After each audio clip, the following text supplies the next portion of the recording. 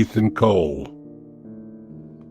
stood in front of the mirror in his small military barracks room, adjusting the strap of his combat boots. His large frame, muscular and solid from 5 years of rigorous special operations training, filled the space like a force of nature. He could still feel the weight of the final mission lingering in his muscles, the tension in his back, the aftershocks of the firefight, the weight of the blade he had used in hand-to-hand combat, now cleaned and back in its sheath. He hadn't even taken off his tactical vest yet. The weight of it felt oddly comforting, but he knew it was time to move on. Ethan, you ready? I'm ready. Just wanted to take a last look at the place. Last day of the job. You're going to miss it. I'll miss the people, but not the life. I've seen enough.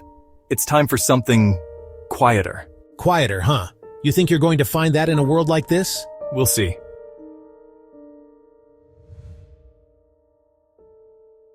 Ethan's journey back home was silent, save for the low hum of the plane's engine. He closed his eyes, leaning his head back against the seat, thinking about the few things he wanted to do next.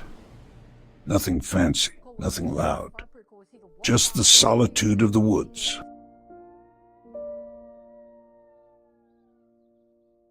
He spent his days hunting, fishing, and maintaining the land. His connection to the earth was primal, something that gave him peace after everything he'd been through. His combat knives, always sharp and close at hand, were reminders of the lethal skills he'd honed over the years. Ethan, it's Rachel, it's Sophie. They've taken her. What happened? Who took her? I don't know, Ethan. A van pulled up. 2 men. I don't know what they want, but they took her, and they left a note. It had your name on it. I'll find her, Rachel. Stay put. Don't do anything stupid. I'm coming.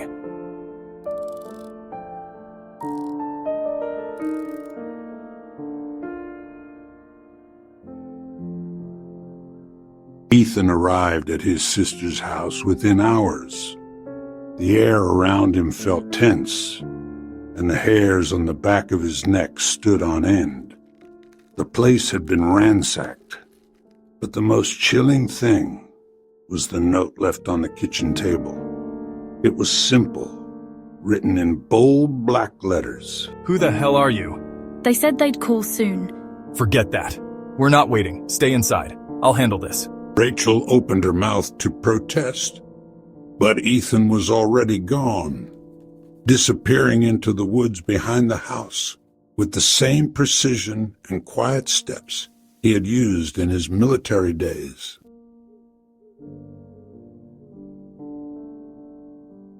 Hours later, Ethan was deep in the woods, following the trail of the kidnappers. His training kicked in, his senses heightened, his every movement fluid and efficient. Suddenly, the sound of a car engine cut through the quiet night. The headlights pierced the trees, and Ethan crouched low. He could see the van, the same one that had taken Sophie, idling just ahead. 2 men were standing by the vehicle, talking in low voices. He unsheathed his combat knife and moved silently, blending into the shadows.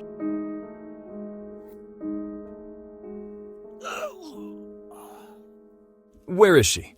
I don't know. She's inside the shack. The boss said to keep her there until... Ethan's grip tightened, silencing the man. He didn't need to know anymore. He was already moving, his blade still in hand, as he entered the shack. Uncle Ethan? Don't worry, Sophie. We're getting out of here.